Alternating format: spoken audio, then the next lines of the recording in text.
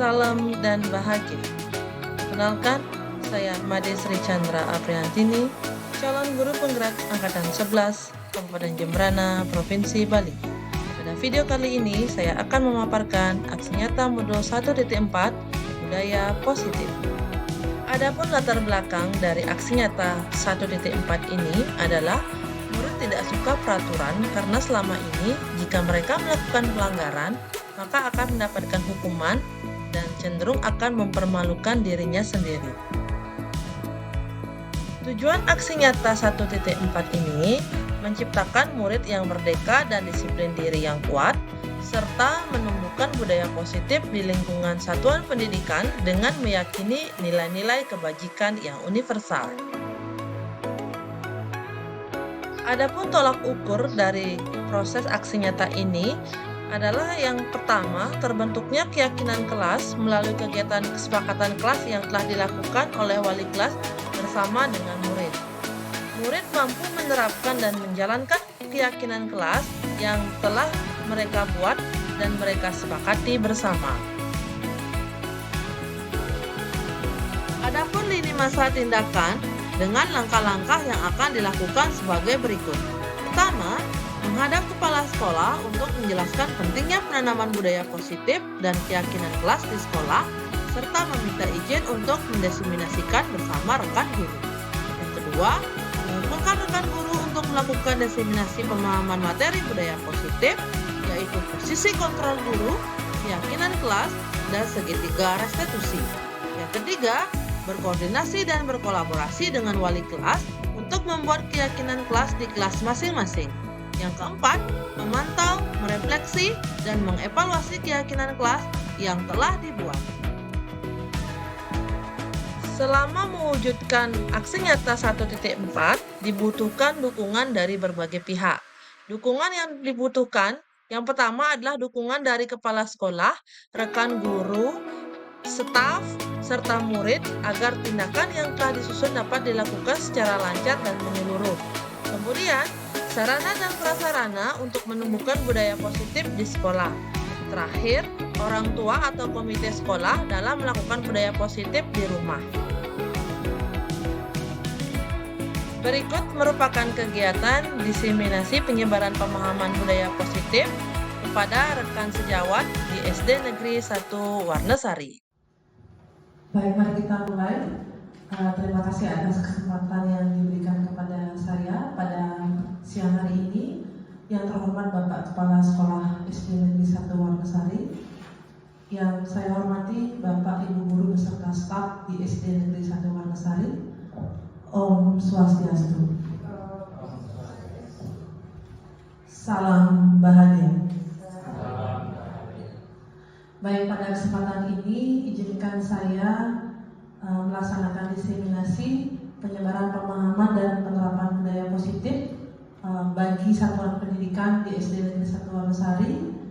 Nah, penting untuk diketahui bahwa pada diseminasi kali ini saya untuk menyelesaikan tugas dari pendidikan calon guru penggerak Angkatan 11, yang dimana kita diwajibkan untuk melaksanakan diseminasi pemahaman penyebaran budaya positif di satuan pendidikan. Nah, sebagai pengantar, konsep pendidikan menurut Ki Hajar Dewantara itu melibatkan pengakuan pentingnya budaya dan lingkungan positif di sekolah yang menempatkan murid sebagai fokus utama. Artinya dalam konsep Ki Hajar Dewantara mengibaratkan beliau adalah seorang petani, di mana petani itu membibit atau mendidik benih-benih tanaman, murid ibaratkan tanaman, digunakan sistem AMO. Sistem AMO adalah menuntun peserta didik sesuai dengan kodrat alam dan kodrat zaman yang dimilikinya sejak lahir. Oleh karena itu, menurut konsep Ki Hajar Dewantara, pendidikan itu bukan hanya bertugas untuk mentransfer pengetahuan saja, tetapi juga mencakup pembentukan karakter yang mana menurut pengembangan sistem pendidikan bahwa setiap peserta didik itu memiliki keunikan masing-masing untuk mengembangkan potensi yang dimiliki sesuai dengan minat bakat yang dibawa sejak lahir sesuai dengan kodrat zaman dan kodrat alam itu sendiri. Nah, oleh karena itu untuk menciptakan budaya dan lingkungan yang mendukung atau lingkungan yang inklusif dan memberdayakan di sekolah menjadi kunci untuk mewujudkan suatu visi pendidikan yang kita inginkan pada satuan pendidikan di SD Negeri 1 Wonosari utamanya. Nah, Bapak Ibu, yang perlu kita pahami ada 8 konsep inti budaya positif yang akan saya paparkan pada kesempatan kali ini.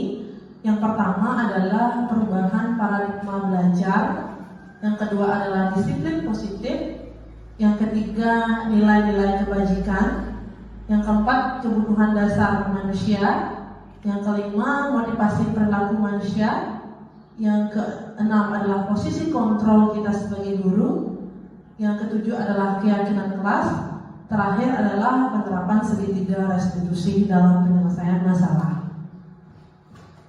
Kita masuk pada pembelajaran dengan paradigma baru.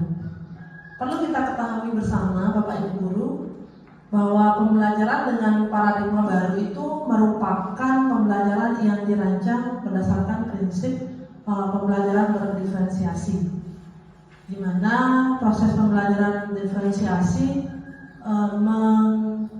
mengajak kita pendidik untuk kenali minat dan bakat yang dimiliki peserta didik, baik itu dari profil belajarnya, dari minat belajar murid, bahkan sampai dengan kondisi yang terjadi pada murid saat menerima materi pembelajaran.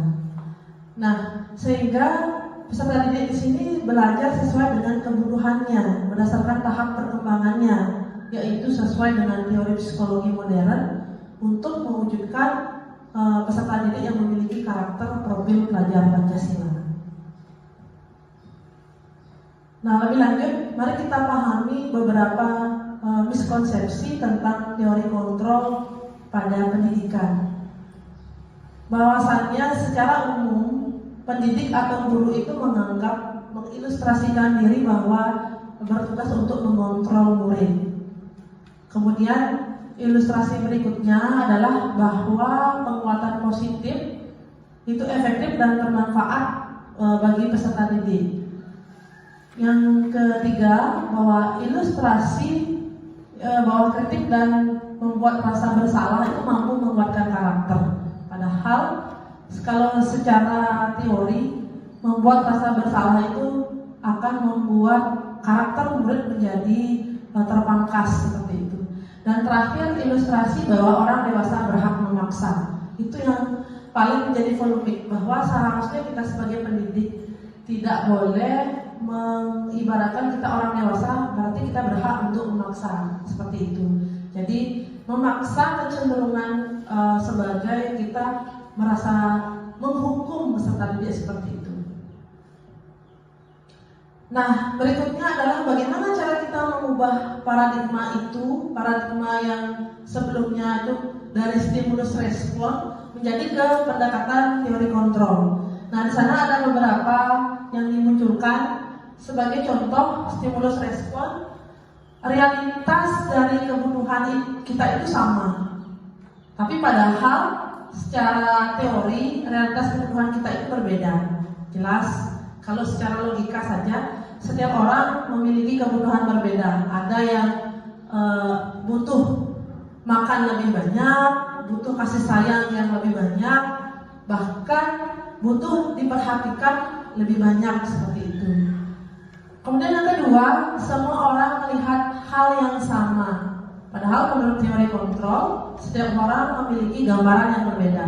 Contoh, mungkin kita memunculkan misalnya buah apel. Jika kita melihat buah apel ini adalah buah apel yang sama dari satu sudut pandang, tapi pada sudut pandang orang lain belum tentu buah apel ini sama. Mungkin mereka bersudut pandang buah apel ini rasanya asam atau manis, seperti itu. Kemudian kita mencoba mengubah orang agar berpandangan sama dengan kita, padahal menurut teori kontrol kita berusaha memahami pandangan orang lain tentang dunia. Jadi kita tidak dapat memaksa bahwa mencoba mengubah pandangan orang terhadap kita. Mungkin orang memandang kita di satu sisi buruk, satu sisi lain baik, tapi kita tidak bisa memaksakan bahwa kita harus dia harus memandang saya selalu baik seperti itu. Kemudian perilaku buruk dilihat sebagai suatu kesalahan. Tapi menurut teori kontrol, semua perilaku memiliki tujuan. Seperti yang kita ketahui, seseorang berbuat sesuatu pasti memiliki tujuan. Tidak mungkin kita melakukan sesuatu tanpa tujuan. Kemudian, orang bisa mengontrol saya, tapi menurut teori kontrol, hanya Anda sendiri yang bisa mengontrol diri sendiri. Jadi, kalau diibaratkan, jangan sampai kita dikontrol oleh orang lain, maka kontrollah diri sendiri. Kemudian saya bisa mengontrol orang lain. Padahal menurut teori kontrol, Anda tidak bisa mengontrol orang lain, karena orang lain hanya bisa dikontrol oleh dirinya sendiri. Pemaksaan ada pada saat bujukan gagal. Padahal menurut teori kontrol, kolaborasi dan konsensus menciptakan pilihan-pilihan baru. Jadi secara yang diharapkan adalah berkolaborasi. Dengan berkolaborasi, maka kita dapat menghasilkan ide-ide baru. Yang terakhir adalah model berpikir menang atau kalah. Padahal menurut teori tidak ada kata kalah. Model berpikir menang pasti menang. Seperti itu. Nah, berikutnya adalah disiplin positif. Disiplin positif ini adalah artinya mengacu belajar. Disiplin mengacu pada disiplin diri yang tujuannya adalah memiliki tanggung jawab terhadap apa yang dilakukan dan nilai-nilai yang diyakini oleh diri sendiri. Jadi disiplin ini tidak ada hubungannya dengan mendisiplinkan orang lain, tapi lebih kepada mendisiplinkan diri sendiri. Nah, disiplin positif ini merupakan salah satu cara yang digunakan untuk menumbuhkan kesadaran atau memberdaya kesadaran peserta didik tanpa harus melibatkan reward atau imbalan, ancaman atau hukuman. Karena seperti yang biasa kita tahu, kita lebih suka memberikan reward kepada murid. Tapi padahal menurut teori, reward itu merupakan hukuman bagi murid jika kita memandang dari segi teori. Contoh saja, yang langsung ke contoh. Misalnya, ketika suatu anak dapat ranking, diberikan reward, tetapi pada lain kondisi suatu saat dia sakit seperti itu, kemudian tidak dapat lagi memperoleh ranking itu, maka di sana dia akan merasa terpukul, jiwanya akan merasa terhukum. Saya tidak dapat lagi meraih ranking itu, padahal itu adalah menjadi keinginan yang berasal dari motivasi ekstrinsik karena ingin mendapatkan reward atau imbalan. Jadi secara teori reward itu sebenarnya adalah mengarah ke menghukum karakter peserta didik. Sebentar kita akan membahas masalah itu. Nah, sebagai pendidik, tujuan kita adalah menciptakan peserta didik yang memiliki disiplin diri, sehingga mereka berperilaku mengacu kepada nilai-nilai kebajikan universal dan memiliki motivasi intrinsik dalam perubahan perilaku ke arah yang lebih baik. Nah, adapun nilai-nilai kebajikan, nilai yang disepakati bersama, lepas dari aturan suku, agama, bahasa maupun latar belakang. Contoh, jika kita lihat dari nilai kebajikan dari berbagai institusi atau organisasi, ada beberapa. Yang pertama, sudah kita pahami bersama, profil pelajar Pancasila, bahwa kita mengharapkan peserta didik memiliki 6 karakter profil pelajar Pancasila, yaitu beriman dan bertakwa kepada Tuhan Yang Maha Esa, berakhlak mulia, berkebinekaan global, gotong royong, mandiri, kreatif, dan bernalar kritis. Dan kemudian menurut Ibo Primary Years Program VIP, toleransi, rasa hormat, integritas, mandiri, menghargai, antusias, empati, keingintahuan, kreativitas, dan kerjasama, percaya diri dan komitmen itu adalah karakter yang seharusnya ditumbuhkan pada peserta didik.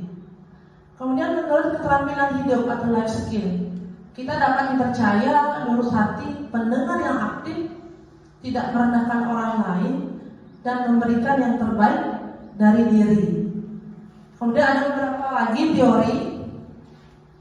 Menurut 9 pilar karakter Indonesia Heritage Foundation, itu cinta Tuhan segenap ciptaannya, kemandirian dan tanggung jawab, kejujuran, amanah atau diplomatis, hormat dan santun, dermawan, suka menolong, dan seterusnya. Kemudian petunjuk seumur hidup, ada nilai kebajikan peduli, penalaran, bekerja sama, dan seterusnya. Kemudian terakhir, the seven esteemed virtues, kemudian moral intelligency, bahwa ada empati, suara hati, kontrol diri, dan seterusnya. Nah, dari semua nilai-nilai kebajikan itu dapat kita tuangkan nanti pada keyakinan kelas yang akan kita bentuk di kelas. Karena seperti yang kita tahu, pada keyakinan kelas kita harus melibatkan nilai-nilai kebajikan yang ada, sehingga keyakinan kelas itu dapat diyakini oleh peserta didik yang meyakininya dan kita yang melaksanakannya bersama, seperti itu. Nah, adapun nilai-nilai kebajikan yang lain dapat dilihat seperti pada tabel. Dalam menyusun keyakinan kelas, kita diharapkan mengarahkan keyakinan kelas itu menggunakan nilai-nilai kebajikan seperti yang tertera. Ada tentang peduli, rajin. Inilah yang merupakan nilai-nilai kebajikan yang bersifat positif. Jadi di dalam kelas kemarin kita menyusun kesepakatan kelas. Kesepakatan kelas inilah yang akan diuraikan menjadi keyakinan kelas yang bersifat positif. Kalau kita ambil kemarin peraturan yang dibentuk itu semua menggunakan kata-kata negatif. Tapi sekarang karena kita menyusun keyakinan kelas, maka kita akan mengarahkan pada kalimat positif diambil dari nilai-nilai kebajikan. Nah, kemudian kita beranjak ke motivasi perilaku manusia. Ada dua unsur yang menyatakan motivasi manusia. Ada motivasi ekstrinsik dan motivasi intrinsik. Nah, salah satu untuk memunculkan motivasi ekstrinsik itu kita diharapkan memperendah motivasi ekstrinsik, lebih memunculkan motivasi intrinsik. Karena motivasi intrinsik itu sebenarnya untuk menghindari ketidaknyamanan atau hukuman. Kemudian untuk mendapatkan imbalan atau penghargaan dari orang lain. Contoh saja, jika kita melihat dari kacamata pendidikan, kita punya anak didik. Nah, peserta didik ini datang pagi, tidak pernah terlambat. Mereka dalam pikiran mereka itu hanya muncul motivasi ekstrinsik, kebanyakan ekstrinsik, karena untuk menghindari ketidaknyamanan atau hukuman, bahkan untuk menghindari kalau kita rajin datang ke sekolah pasti kita akan mendapatkan penghargaan. Tapi sebenarnya itu tidak yang kita harapkan. Yang kita harapkan adalah harapan kita di peserta didik itu muncul motivasi intrinsik, motivasi yang berasal dari dirinya untuk menjadikan orang itu diinginkan dan menghargai diri sendiri, serta nantinya dapat memunculkan nilai percaya diri dan bertanggung jawab pada dirinya sendiri, seperti itu. Nah, ini adalah beberapa hukuman, konsekuensi dan restitusi, di mana ketiganya itu memunculkan identitas gagal dan identitas sukses. Kalau hukuman kecenderungan identitasnya identitas gagal, sedangkan untuk identitas sukses ada dua, namun tidak meyakini konsekuensi itu juga dapat sukses. Memang dapat menegakkan disiplin, tapi tidak sepenuhnya konsekuensi itu memunculkan hal yang baik. Kita lebih kecenderungan menerapkan restitusi. Contoh saja, jika hukuman sesuatu yang menyakitkan harus terjadi, kalau konsekuensi sesuatu itu memang harus terjadi, ada konsekuensinya. Kemudian restitusi merupakan suatu pilihan atau solusi.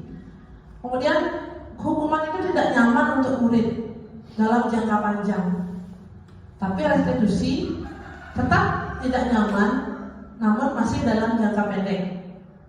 Kalau konsekuensi jangka pendek, kalau restitusi menguatkan untuk murid atau anak dalam jangka waktu yang panjang. Artinya restitusi ini memunculkan langsung dari dalam diri, bertanggung jawab atas dirinya sendiri tanpa perlu dipaksa. Jadi kita mencari solusi bersama, seperti itu. Kemudian korban. Kalau hukuman pasti ada korban. Agar mendapatkan keadilan, harus dihukum baru adil. Kemudian kalau konsekuensi ada korban, namun kadang diabaikan. Itu konsekuensinya dia. Tapi kalau restitusi, dia memang jadi korban, tapi harus mendapatkan ganti. Gantinya apa? Mencari solusi dari permasalahan itu. Kemudian murid atau anak akan tersakiti jika dihukum. Konsekuensinya murid dibuat tidak nyaman. Restitusinya anak mendapatkan penguatan. Dari kesalahan yang dia buat, dia akan mendapatkan kekuatan dari adanya restitusi itu. Begitu juga perilaku pasif agresif meningkat kalau konsekuensinya penguatan hanya bertahan pada jangka pendek. Tapi kalau restitusi, masalah pasti terpecahkan. Sistem tidak akan berjalan bila murid itu tidak takut. Memerlukan monitoring dan supervisi terus-menerus dari guru. Tapi kalau restitusi secara sadar, jika secara bagus menerapkan restitusi, murid itu belajar bertanggung jawab untuk perilakunya sendiri, sadar akan tanggung jawabnya. Kemudian berlaku hanya pada sebuah institusi, tidak berkelanjutan pada kehidupan nyata. Misalnya kalau di sekolah, berarti hanya berlaku di sekolah saja. Kalau di rumah ya sudah, dia tidak akan menerapkan itu di rumah. Tapi kalau konsekuensi, membantu penerapannya mengikuti peraturan dalam masyarakat juga masuk, tapi juga tetap masih belum sadar. Namun pada fokus restitusi, fokus dapat pemecahan masalah dalam jangka panjang dapat diterapkan di sekolah, di masyarakat, bahkan di rumah. Jadi secara tidak langsung restitusi itu menanamkan dari sejak dini dibawa sampai seterusnya oleh peserta didik itu. Nah, peraturannya adalah misalnya kamu harus, itu berarti mencenderung ke hukuman. Kemudian konsekuensinya apa peraturannya? Mampukah kamu melakukannya? Dan terakhir mendapat terima kasih. Kemudian kalau restitusi, kita akan menerapkan itu dengan mencari solusi. Contoh, apa yang kamu yakini? Apa yang bisa kamu lakukan untuk memperbaiki masalah ini? Seperti itu. Jadi kecenderungan lebih mencari pada solusi. Kemudian anak akan membenci peraturan. Pasti anak akan membenci peraturan sehingga dia akan membangkang, melawan seperti itu. Dan anak hanya menghormati peraturan saja. Mereka akan menghormat jika memang ada peraturan. Tapi ketika peraturan itu dilanggar, berarti mereka tidak akan ada hormat lagi. Sehingga penyadaran restitusi berikutnya perlu dilakukan, yaitu agar anak dapat menghormati dirinya sendiri dan menghormati orang lain. Nah, ini ternyata hukuman, konsekuensi dan restitusi itu memiliki efek negatif, netral, dan positif. Jadi kalau negatif, awas ya, kalau dilakukan lagi ya, nanti kamu awas ya. Jadi kata awas itu kecenderungan menghukum. Kalau netral, terserah lakukan apa saja yang kamu katakan, saya katakan, lakukan saja yang kamu inginkan. Itu berarti konsekuensi atau bersifat netral. Nah, kalau restitusi, kita akan mencari solusi bersama. Jadi, apakah hal ini yang sesungguhnya kamu inginkan? Apakah hal ini yang sesungguhnya ingin kamu lakukan? Gitu. Kalau hukuman itu mode paksaan, tapi kalau konsekuensi ada stimulus, ada respon. Dan restitusi itu lebih kecenderungan ke penerapan teori kontrol. Mendorong, kalau hukumannya mendorong menyalahkan diri, konsep dirinya menjadi buruk. Tapi kalau konsekuensi mendorong kepatuhan, patuh dia, tapi setelah tidak ada konsekuensi akan kembali lagi seperti awal. Konsep dirinya itu baik, namun belum tertanam.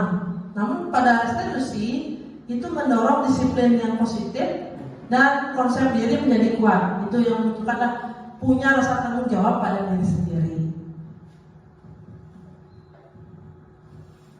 Nah, ini juga beberapa identitas gagal, sukses. Jika murid belajar menyembunyikan kesalahan, maka di konsekuensi murid taat peraturan, tapi di restitusi murid akan belajar memecahkan masalah tanpa perlu dituntut.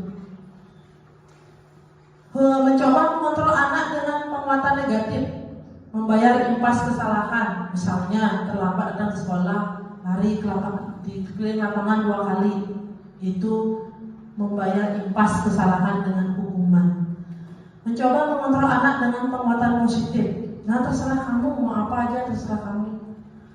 Kemudian kalau restitusi, anak paham bahwa dirinya sendiri yang pegang kendali kontrol. Saya salah bu, saya minta maaf, saya tidak akan mengulang lagi. Itu yang diminta. Kemudian dampak pada murid merasa marah jika dihukum, merasa bersalah, rendah diri, dan mungkin bisa mengasingkan diri. Dia tidak akan percaya pada dirinya sendiri. Jika ada konsekuensi, anak kehilangan hak, waktu jeda seorang, penahanan emosi, jadi merasa tertekan. Namun pada restitusi, murid tidak kehilangan waktu, namun bersemangat untuk memperbaiki diri, karena kita mencari solusi dari pemecahan masalah itu bersama. Di hukuman tiba-tiba tidak diharapkan, sangat melukai. Jika dihukum merasa sangat dilukai. Konsekuensinya kalau berbuat kesalahan pasti sudah diketahui dan masuk akal. Jadi setelah saya berbuat salah, pasti saya akan diberikan hukuman atau berikan untuk mengganti. Namun pada restitusi berupa undangan untuk mengadakan perbaikan atau solusi dari permasalahan. Nah, hukuman cenderung dibuat oleh guru, namun konsekuensi itu dibuat oleh guru dan murid. Namun kadang murid tidak mensepakati. Namun pada restitusi itu dibuat oleh murid yang menentukan apa solusi. Kita hanya sebagai guru hanya mengarahkan atau menanyakan kontrolnya seperti apa. Dan terakhir, meyakinkan guru menjalankan konsekuensi dengan menyalahkan, mengkritik, menyindir, bahkan merendahkan. Nah, pada konsekuensi membantu guru menyatakan peraturan, melakukan peringatan dan penerapan konsekuensi. Terakhir, restitusi, guru hanya perlu menguatkan, guru menyebutkan keyakinan kelas, membimbing kerangka acuan berpikir restitusi pada anak. Jadi itu, maka dari ketiga hal itu kita diharapkan untuk menjalankan restitusi dalam setiap permasalahan yang dihadapi di sekolah. Ini, kalau hukuman itu cenderung terencana. Saya berbuat salah begini, berarti hukumannya nanti membersihkan toilet selama minggu, misalkan. Murid tidak tahu apa yang akan terjadi atau apa yang tidak dilibatkan. Bersifat satu arah, hanya dari guru saja. Bersifat berupa fisik, psikis, bahkan hukuman. Kalau konsekuensi sudah terencana, sudah tahu, sudah disepakati, sesuai peraturan, bukan sesuai keyakinan, tapi sesuai peraturan. Murid tetap dibuat tidak nyaman karena ada resiko yang harus ditanggung. Sikap guru selalu memonitor murid. Tapi pada restitusi, proses ini menciptakan kondisi bagi murid untuk perbaikan kesalahan. Proses yang kolaboratif mengajarkan murid untuk mencari solusi sendiri. Nah, ini adalah beberapa menganalisis perbedaan hukuman, konsekuensi, dan restitusi. Kalau menurut Bapak Ibu Guru, hukuman atau konsekuensi pada kalimat yang pertama, mencatat satu sekali dalam buku kalimat, saya tidak akan terlambat lagi karena terlambat ke sekolah. Menurut Ibu Bapak Guru itu hukuman apa sanksi atau konsekuensi?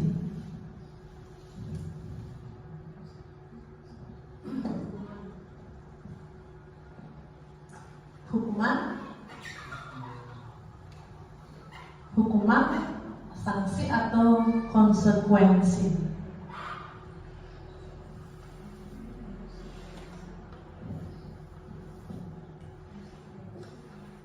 Bu Dek, hukuman.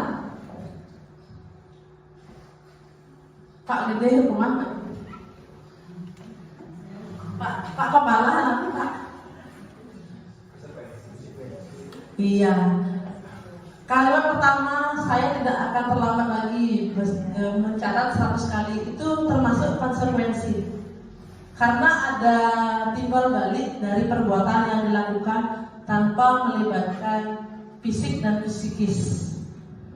Kemudian yang kedua, lari mengelilingi lapangan basket 2 kali karena terlambat hadir di sekolah. Hukuman, jelas melibatkan fisik. Kemudian membersihkan coretan yang dibuatnya di meja tulis.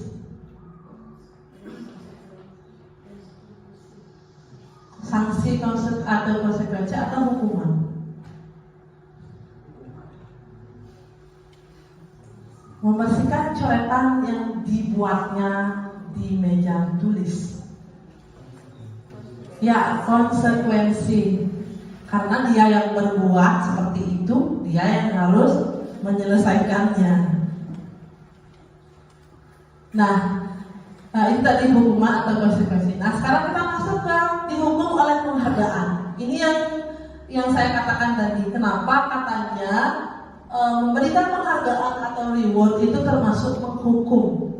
Nah, menurut para ahli di wawancara ASCD Annual Conference mengungkapkan baik penghargaan maupun hukuman adalah cara-cara mengontrol perilaku seorang yang menghancurkan potensi untuk pembelajaran yang sesungguhnya.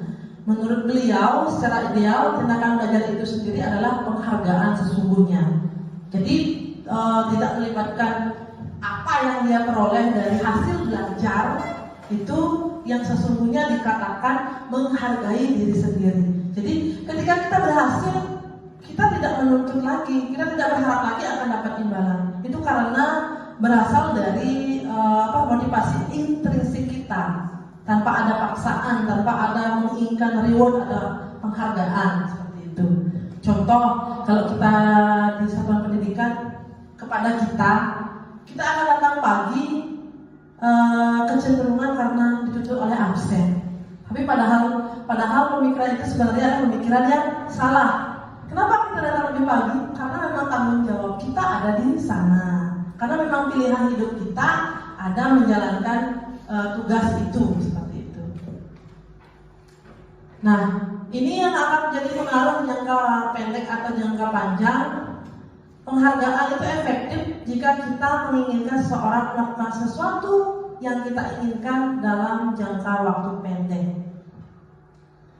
Jika kita menggunakan penghargaan lagi dan lagi, maka orang tersebut akan bergantung pada penghargaan yang diberikan, serta kehilangan motivasi dari dalam dirinya. Jika kita mendapatkan penghargaan untuk melakukan sesuatu yang baik, maka selain kita senantiasa berharap mendapatkan penghargaan tersebut lagi, kita pun menjadi menyadari tindakan baik yang kita lakukan. Jadi secara tidak langsung bahwa penghargaan itu menjadi hukuman bagi kita. Berharap dapat hadiah, maka kita akan melakukan yang terbaik.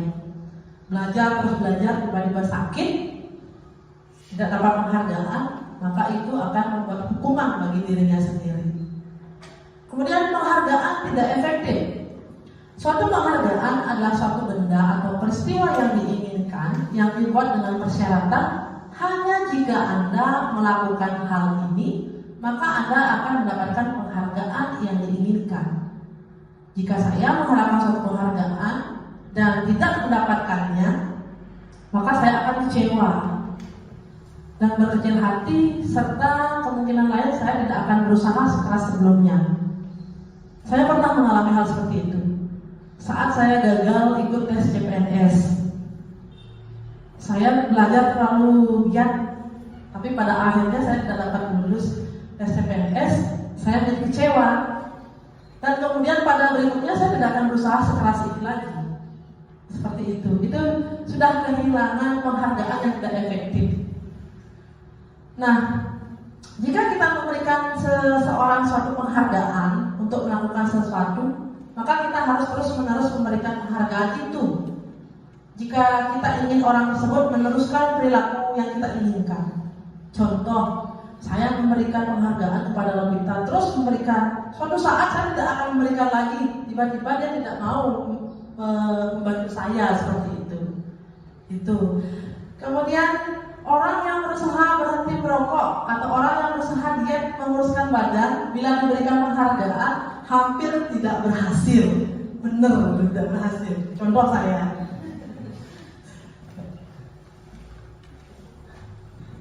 Nah, penghargaan itu merusak hubungan.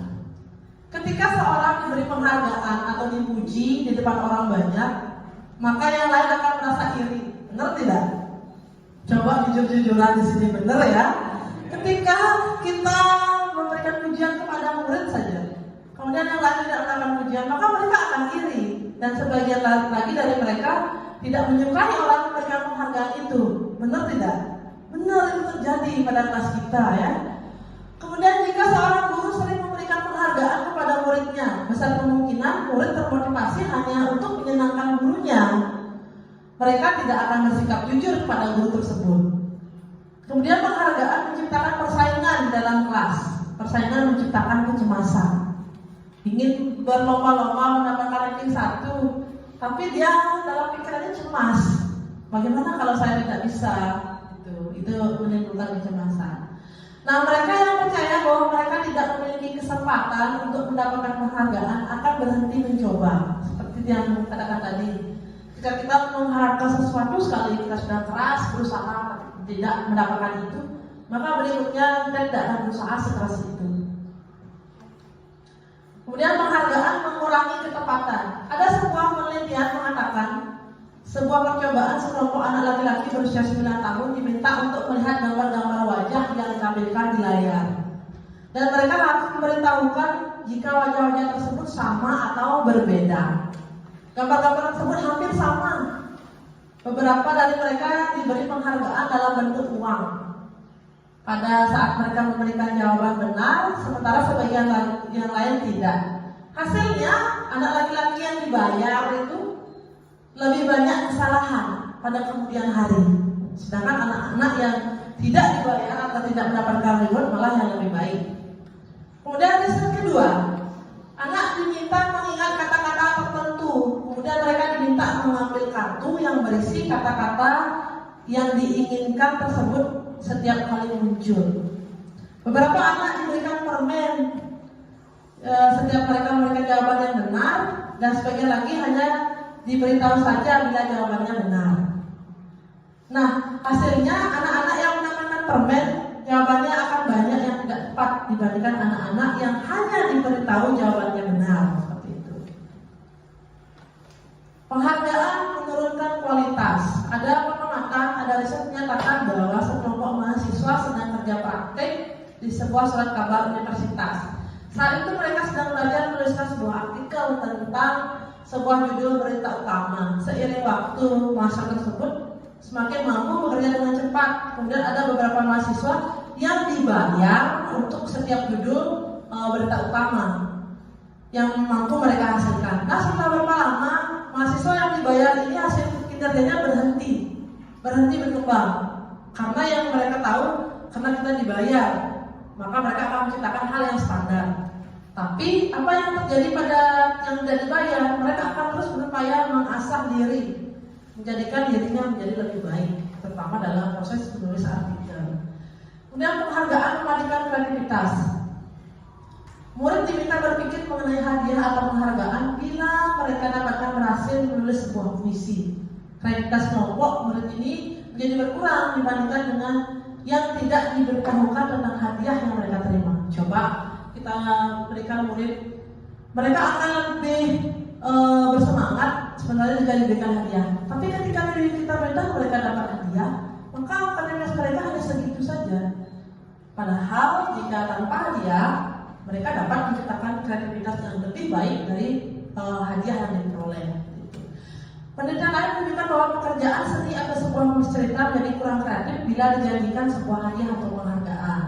Dalam tugas-tugas memecahkan masalah, pada murid memakan waktu yang lebih lama dan memberikan jalan keluar kurang kreatif saat mereka dijanjikan suatu penghargaan. Kemudian penghargaan hukum. Penghargaan hukum, mereka yang tidak mendapatkan penghargaan, misalnya dalam sistem ranking, seperti yang saya bilang kemarin, mereka yang mendapatkan ranking kedua akan merasa paling dihukum karena tidak dapat mencapai yang pertama. Memberikan penghargaan dan hukuman adalah hal yang sama karena keduanya mencoba mengendalikan perilaku seseorang. Karena orang pada dasarnya tidak suka dikendalikan dalam jangka waktu yang lama, penghargaan akan terlihat seperti hukuman. Saya takut dikendalikan oleh Bu Chandra, misalnya seperti itu Bu Lovita bilang. Jika suatu penghargaan diharapkan, namun Anda tidak mendapatkannya, maka Anda akan merasa dihukum. Sama seperti tadi, jika ujian misalnya, sedangkan kita sudah kerja keras, nilai kita malah jeblok, pada ujian berikutnya kita tidak akan belajar keras lagi. Motivasi dalam diri, inilah yang ingin dimunculkan, yaitu motivasi intrinsik. Saat seseorang belajar untuk pertama kali menggabungkan huruf-huruf dan kata-kata serta menyadari bahwa ia dapat membaca, timbul pijar di matanya atau sebuah senyuman di wajahnya. Anak tersebut begitu gembira bahwa ia telah mempelajari dan menguasai suatu keterampilan, kesadaran akan kemampuan bahwa dia sudah dapat membaca. Itulah yang sesungguhnya merupakan sebuah penghargaan. Rasa senang. Saya juga pernah mengalami itu. Saya di usia kelas 3 SD belum bisa membaca saat itu. Tetapi karena saya malu dengan teman-teman sekelas saya saja yang bisa membaca, akhirnya saya belajar terus membaca. Di tingkat kelas 3 SD itu saya bisa membaca dengan sendiri. Saya merasa bangga. Itu yang merupakan suatu penghargaan seperti itu. Nah, jika kita memberikan penghargaan kepada seorang anak pada saat dia sedang merasa bangga, saya sudah bisa membaca nih, kemudian saya diberikan hadiah karena bisa membaca, itu kembali akan kita ibaratkan mengambil kegembiraan yang dia miliki atau merampas yang padahal sudah dirasakan oleh dia secara alamiah. Itu juga dapat menyebabkan menghukum. Jadi pada simpulkan bahwa motivasi yang ingin kita munculkan diharapkan muncul dari diri sendiri atau motivasi intrinsik.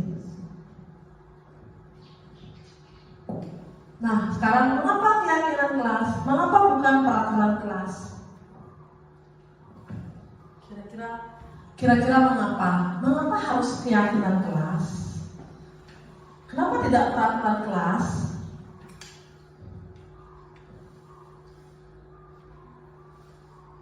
Karena apa? Karena peraturan kelas itu biasanya bersifat memaksa, ya, hanya satu arah dari guru saja. Aturannya itu bersifat menghukum, mengarahkan menghukum.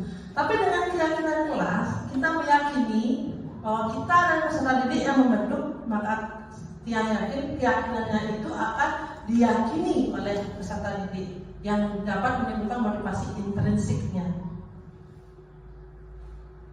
Nah, bagaimana pembentukan keyakinan kelas? Keyakinan kelas itu bersifat abstrak, berupa pernyataan yang universal, dibuat dalam pernyataan positif, sedikit agar mudah diingat, sesuai dengan kondisi kelas yang diimpikan oleh peserta didik, dan mudah untuk diterapkan. Kemudian warga sekolah atau warga kelas dilibatkan saat membuat keyakinan kelas tersebut, dan pada akhirnya bersedia meninjau kembali keyakinan kelas dari waktu ke waktu. Jadi setiap tahun keyakinan kelas itu bisa kita revisi sesuai dengan kelas impian yang diharapkan oleh peserta didik. Nah, prosedur keyakinan kelas itu sudah sangat jelas. Kita melakukan menanyakan kepada peserta didik tentang kalimat-kalimat yang ingin mereka ciptakan di kelas-kelas impian mereka. Nah, usahakan saat kita melakukan pembentukan keyakinan kelas, munculkanlah sifat negatif tentang aturan. Contoh, anak-anak di kelas kita punya aturan, kalian meyakini apa yang tidak boleh kita lakukan di kelas. Pasti mereka akan bilang, tidak boleh memukuli teman, Bu, tidak boleh membawa sampah sembarangan. Kata tidak boleh itu adalah merupakan menjurus kepada peraturan kelas. Tapi yang kita harapkan dari tidak boleh membuang sampah sembarangan, kita ubah menjadi kalimat positif sehingga menjaga kebersihan kelas. Itulah yang akan diyakini oleh peserta didik kita. Bukan tidak boleh membuang sampah, tapi menjaga kebersihan kelas. Seperti itu. Nah, ini beberapa contoh keyakinan kelas. Kelas 1, setiap anggota kelas perlu belajar, perlu senang, perlu melakukan tugas, perlu saling menghargai, perlu merasa aman.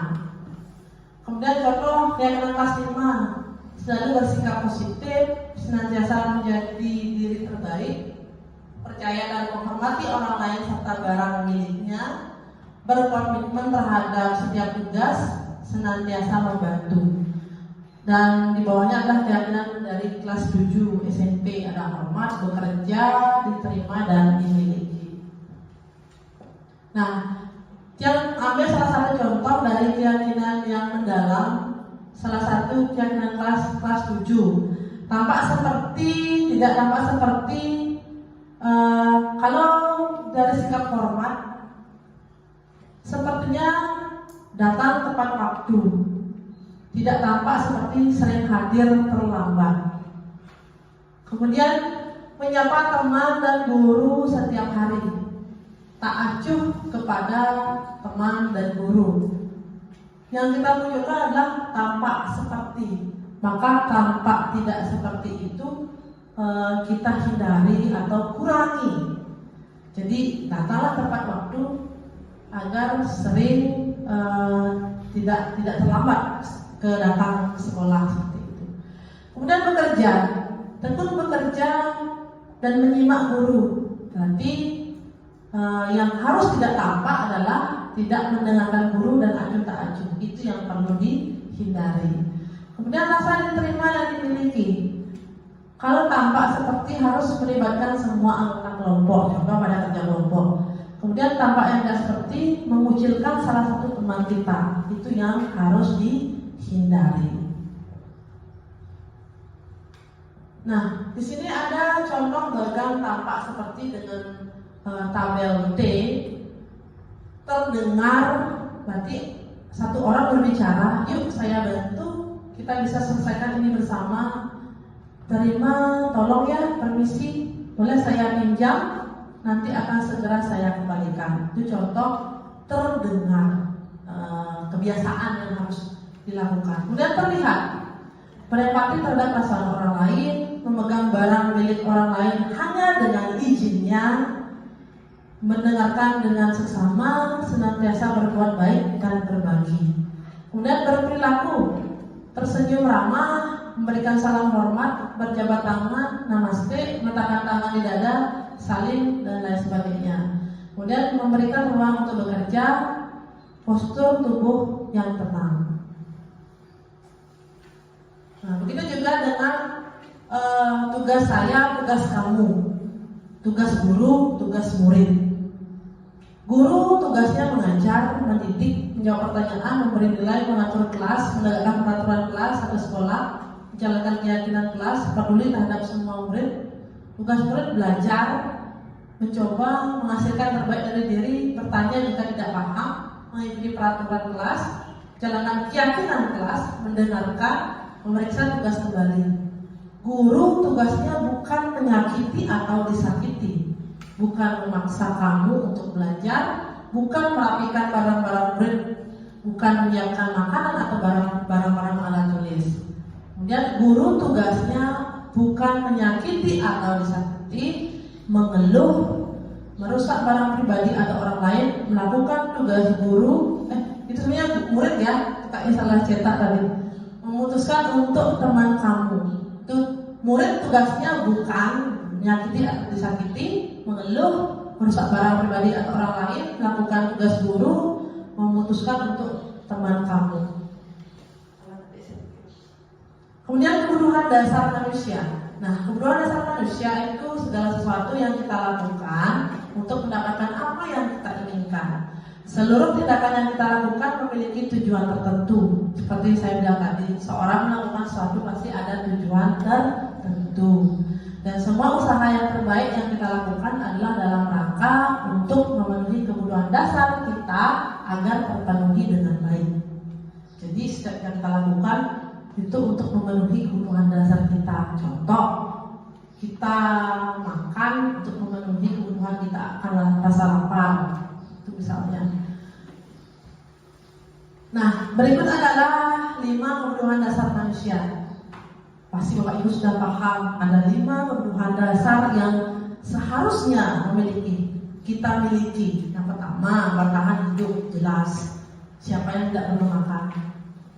Kemudian yang kedua, kasih sayang. Siapa yang tidak ingin disayang? Pasti semua ingin disayang. Yang ketiga, kebebasan. Yang keempat, kesenangan. Yang kelima adalah penguasaan. Jadi kelima kebutuhan dasar ini perlu untuk kita miliki. Kebutuhan hidup, pemenuhan akan makan, minum, bahkan bernafas. Kemudian kebutuhan kasih sayang untuk diterima, untuk disayangi, untuk dapat dicintai oleh orang-orang di sekitar kita, agar kita memiliki rasa kepercayaan diri saat berhadapan dengan orang lain. Kemudian kebutuhan akan kebebasan. Ada 2 kategori dalam kebutuhan akan kebebasan. Yang pertama adalah rasa sakit dan kebebasan untuk memilih. Kebebasan dari rasa sakit itu mencakup segala hal yang dapat membuat peserta didik menderita secara fisik maupun psikologis. Sementara kebebasan memilih berkaitan dengan kemampuan peserta didik dalam menentukan jalan hidupnya sendiri, termasuk memilih pembelajaran dan karir di masa depan. Kemudian kebutuhan yang keempat, kebutuhan akan kesenangan. Segala sesuatu yang diperlukan untuk merasa bahagia. Di sekolah, kebutuhan ini penting untuk dipenuhi agar tujuan pembelajaran tercapai. Ketika anak belajar dengan tidak bahagia, maka saya yakin tujuan pembelajaran kita tidak akan tercapai. Sebaliknya, ketika kita belajar peserta didik merasa bahagia, maka jelas tujuan pembelajaran pasti akan tercapai. Kemudian yang terakhir adalah kebutuhan akan kekuasaan. Kebutuhan akan kekuasaan ini berkaitan dengan harga diri anak atau murid. Kebutuhan ini mencakup perasaan bernilai kompeten seperti terampil. Guru dapat memenuhi kebutuhan ini dengan memberikan pujian saat mencapai prestasi atau melakukan hal-hal yang baik saja. Nah, ini yang paling menarik, 5 posisi kontrol guru. Yang pertama menghukum, kedua memantau, ketiga membuat merasa bersalah, yang keempat adalah teman, yang kelima adalah manajer.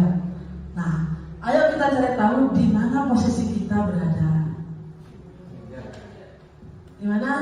Di manajer. Sudahkah kita melaksanakan posisi kontrol itu? Sudah? Belum. Sudah ya, tapi mungkin belum maksimal ya. Belum maksimal. Nah, saya berikan satu contoh kasus. Siswa terlambat datang ke sekolah. Jika kita sebagai penghukum, maka kita akan menyuruh dia lompat 1 jam di bendera. Jika kita membuat merasa bersalah, saya akan bilang berapa kali Bapak Ibu bilang kamu selalu mengecewakan.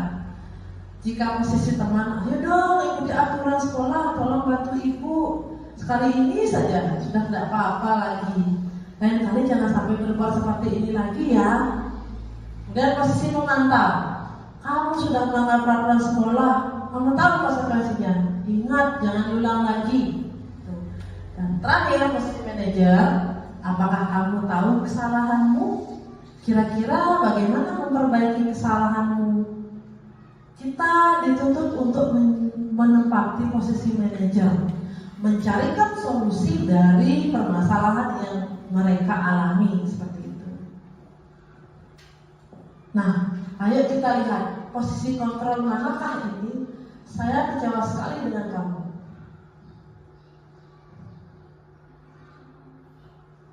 Posisi kontrol mana kira-kira?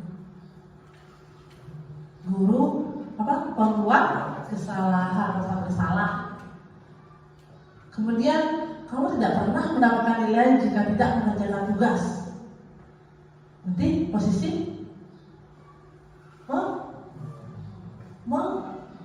menghukum. Kemudian, nah, kita akan lebih jelas memahami jika kita menyimak 5 posisi kontrol pada adegan video berikut.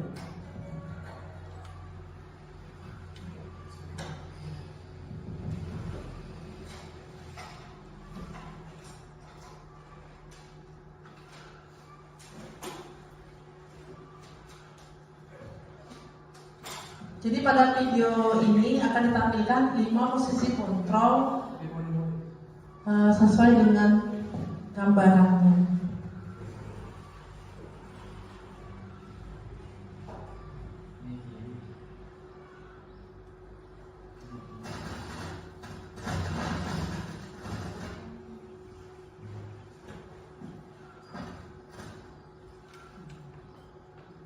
Bahagia Ibu dan Bapak guru hebat.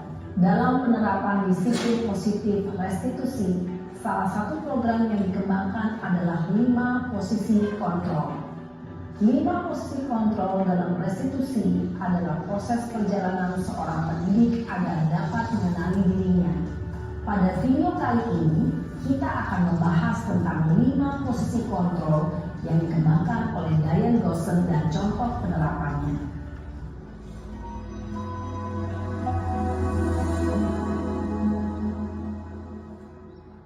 5 posisi kontrol itu adalah 1. Posisi penghukum, 2. Posisi pembuat merasa bersalah, 3. Posisi teman, 4. Posisi pemantau atau monitor, dan 5. Posisi manajer. Untuk lebih memahami kelima posisi tersebut, mari kita saksikan kasus Naren yang terlambat hadir 20 menit di sekolah dan melihat bagaimana kelima posisi kontrol dalam menghadapi masalah tersebut.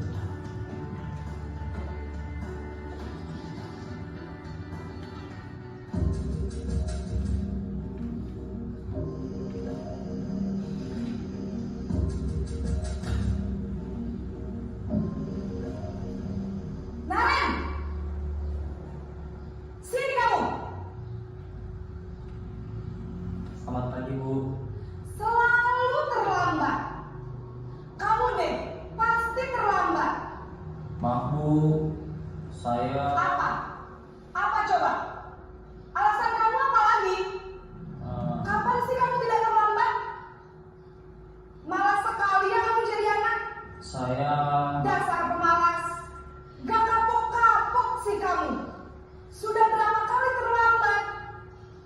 Sana, kamu keliling lapangan basket 2 kali. kenapa saya harus keliling lapangan basket, Bu? Kenapa? Kamu melawan ibu. Berani-beraninya jawab. Sudah terlambat, masih berani jawab pula. Sekarang, keliling lapangan basket 5 kali sekalian. Biar kapok. Cepat. Pergi sana ke lapangan basket. Posisi penghukum biasanya berbicara dengan nada tinggi, menghardik, menunjuk-nunjuk, menyakiti, dan menyindir. Hukuman bisa berupa fisik maupun psikis. Ibu dan Bapak guru hebat, dampak yang terjadi pada murid ketika guru berada pada posisi penghukum adalah murid cenderung akan memberontak, bahkan menyimpan dendam.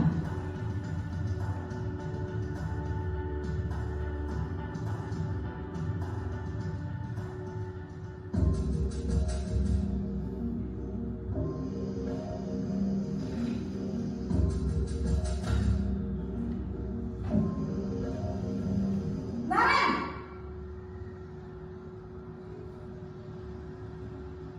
Selamat pagi, Bu.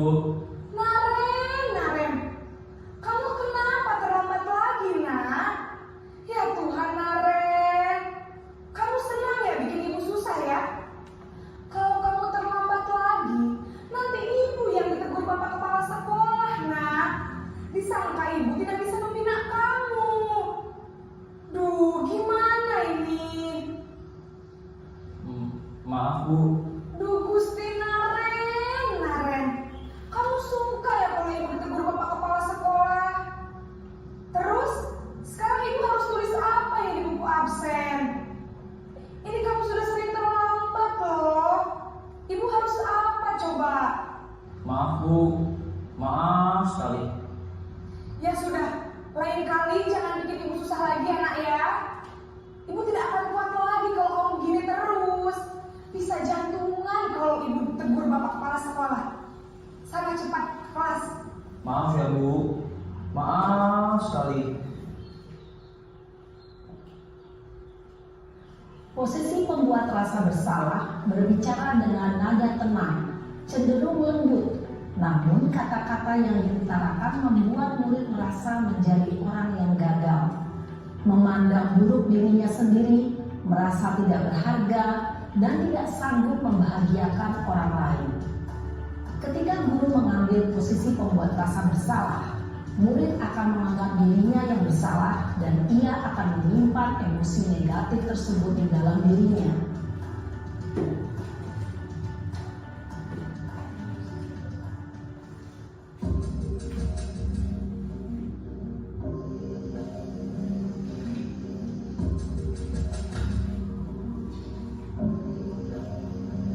Naren,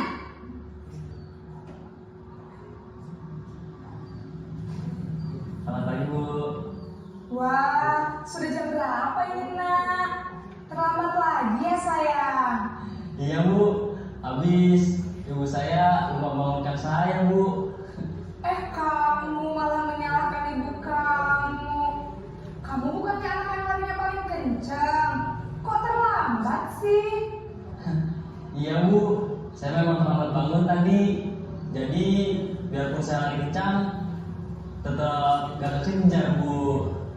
Ya sudah sana, nanti lain kali larinya lebih kencang lagi ya. Biar gak terlambat lagi. Bikin senang ibu, demi ibu. Bisa kan? Bisa lah Bu. Ya sudah sana masuk kelas. Ibu beresin urusan absen kamu. Kamu ini ada-ada saja. Dalam posisi teman, guru berbicara dengan nada suara ramah, akrab, cenderung bersenda gurau untuk menjaga suasana tetap santai. Murid akan merasa senang, aman, dan akrab dengan guru. Identitas yang tercipta adalah identitas sukses atau berhasil. Namun, perlu diingat, karena ini masih dorongan eksternal, maka ada faktor ketergantungan dari murid kepada orang tertentu. Di sini, guru absennya, sehingga di lain waktu, murid bisa berperilaku baik, namun hanya kepada orang-orang tertentu saja.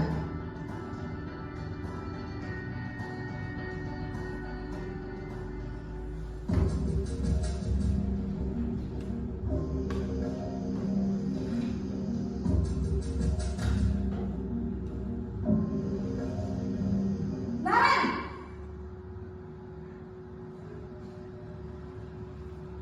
Selamat pagi Bu.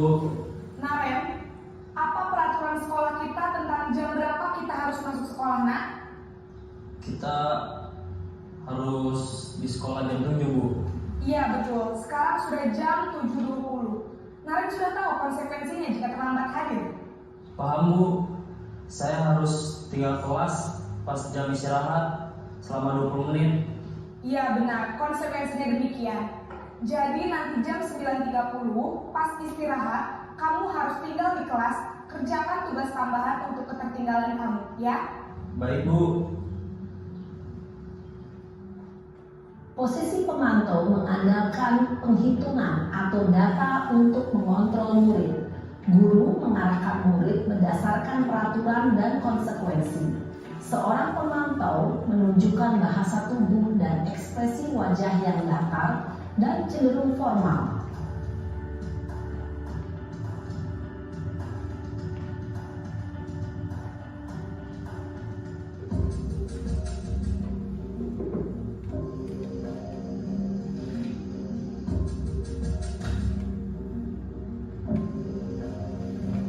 Naren!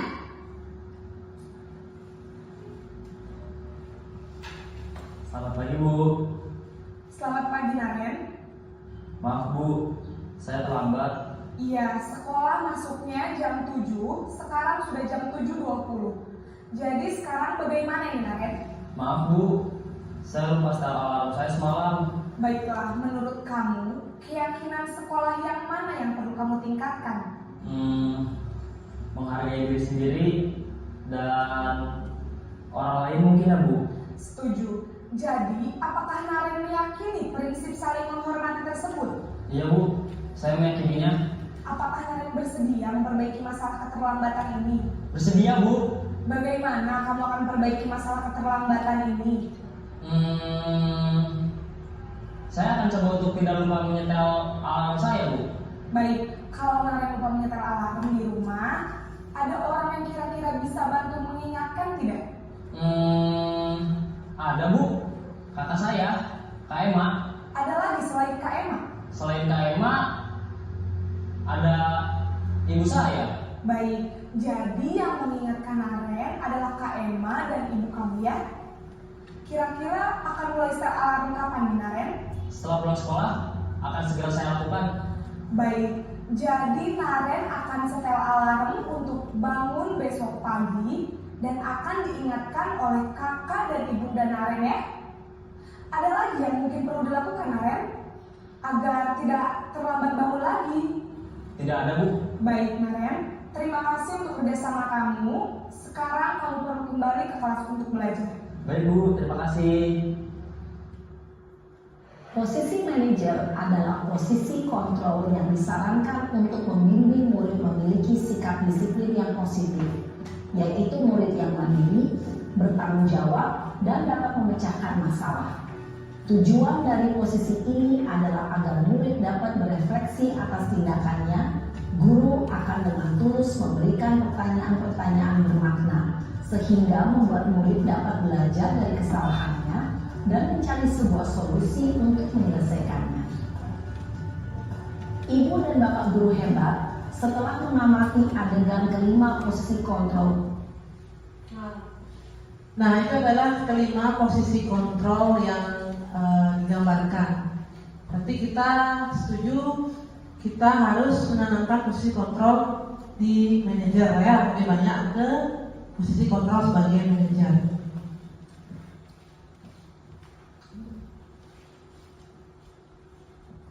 Nah, berikutnya adalah segitiga restitusi, di mana suatu proses dialog yang dijalankan oleh seorang guru agar dapat menghasilkan murid yang mandiri dan bertanggung jawab dengan 3 tahapan.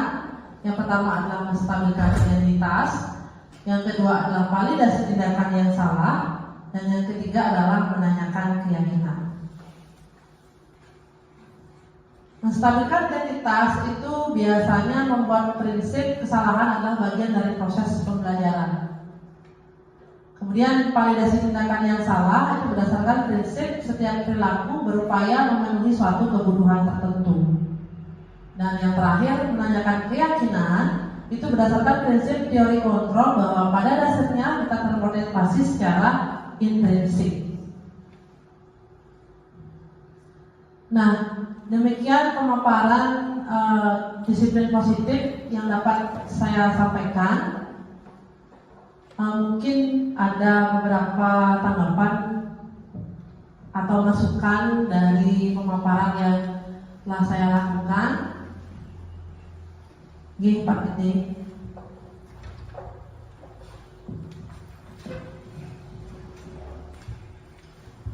Baik, terima kasih atas kesempatan yang diberikan. Saya setuju apa yang disampaikan oleh Ibu Chandra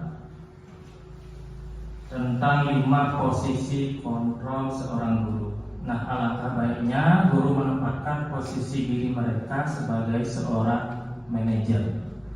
Nah, karena tugas seorang manajer itu bukan untuk mengatur perilaku seseorang, melainkan membimbing murid untuk mengatur dirinya sendiri.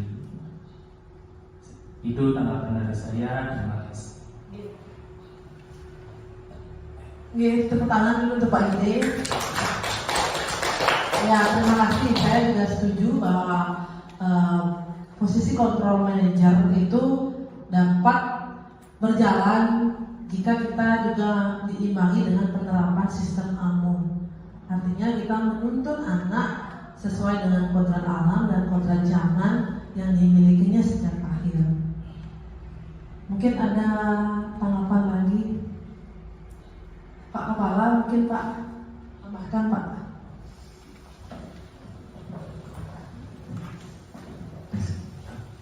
Baik, terima kasih.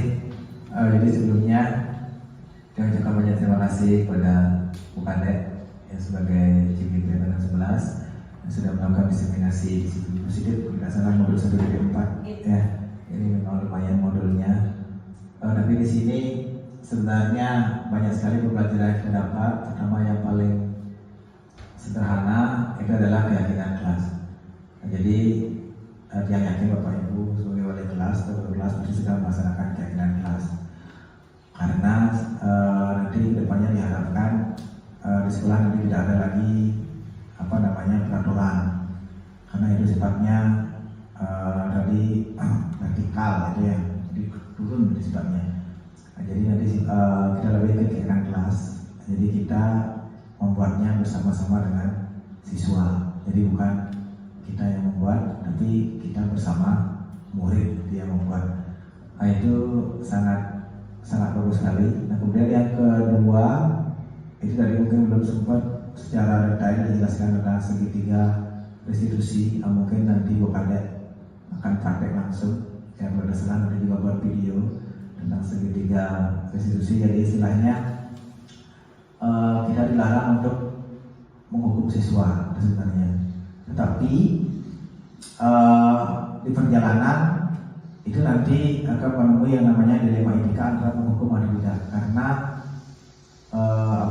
kalau dilema etika itu kalau tujuannya positif itu tidak salah menghukum itu sebenarnya, tapi tujuannya mendisiplinkan siswa.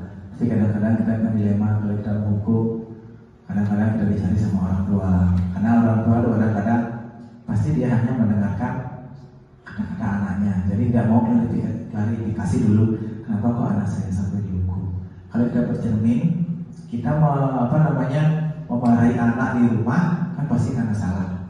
Tak mungkin anak benar diam-diam kita marahi.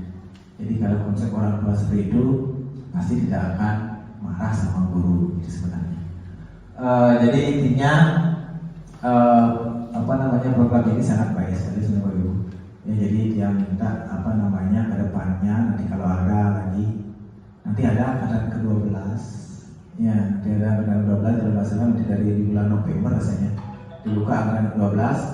Nanti diharapkan ya Bapak Ibu bisa mengikuti program guru penggerak. Ini tujuannya sebenarnya kan untuk meningkatkan kapasitas diri, ya, meningkatkan kualitas diri. Sebenarnya sih tidak terpisah sebenarnya Bapak Ibu. Jadi jangan dianggap guru itu sekarang ada dua, guru biasa, guru penggerak. Jadi bukan begitu. Ya, jadi ini murni kemauan kita. Jadi kalau kita ingin terus belajar, jadi caranya ya meningkatkan kualitas diri itu sebenarnya.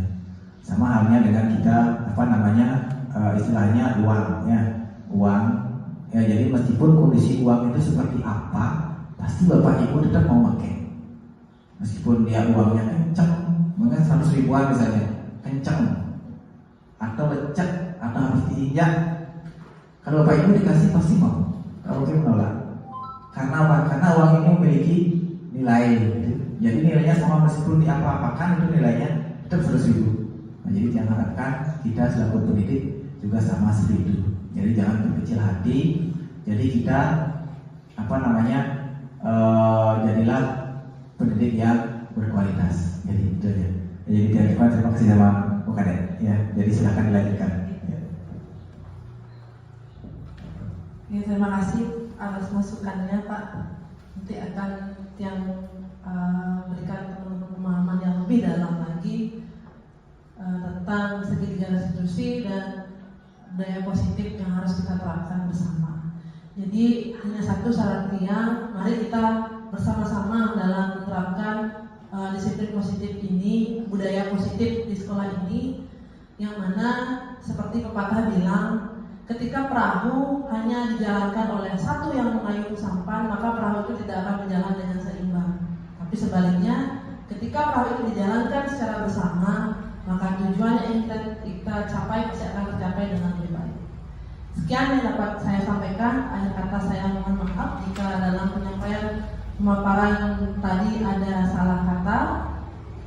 Terakhir saya ucapkan selamat siang, salam bahagia. Om Santi Santi Santi Om. Berikut adalah pembuatan keyakinan kelas di kelas 4.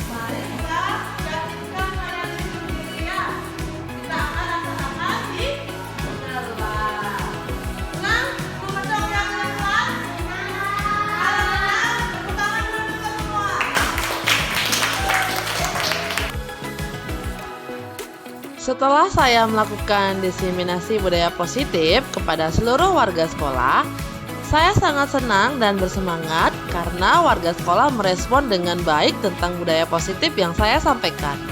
Mereka merasa diseminasi ini menambah pengetahuan guru, terutama terkait materi posisi kontrol sebagai guru, tahapan pembentukan keyakinan kelas, serta penerapan segitiga restitusi dalam penyelesaian masalah pada satuan pendidikan. Tindak lanjut ke depannya, kami akan menerapkan budaya positif dengan maksimal di sekolah, dan masalah-masalah yang kami hadapi dalam penerapannya akan kami carikan solusi dalam setiap pertemuan di komunitas praktisi di sekolah kami. Terima kasih. Om Swastiastu. Nama saya Igede Busana Yoga, rekan sejawat Ibu Chandra. Setelah mengikuti budaya diseminasi positif yang disampaikan oleh Ibu Chandra, saya menjadi memahami tentang penerapan budaya positif, terutama 5 posisi kontrol dan segitiga restitusi dalam menyelesaikan masalah yang dihadapi oleh peserta didik. Ilmu yang diberikan sangat bermanfaat. Om Swastiastu, perkenalkan nama saya Gusti Alifisa. Saya sangat senang dan bahagia karena diajak membuat keyakinan kelas bersama Ibu Chandra. Terima kasih. Demikian pemaparan aksi nyata modul 1.4 diseminasi pemahaman budaya positif di sekolah. Akhir kata saya ucapkan terima kasih. Semoga menginspirasi. Salam guru penggerak.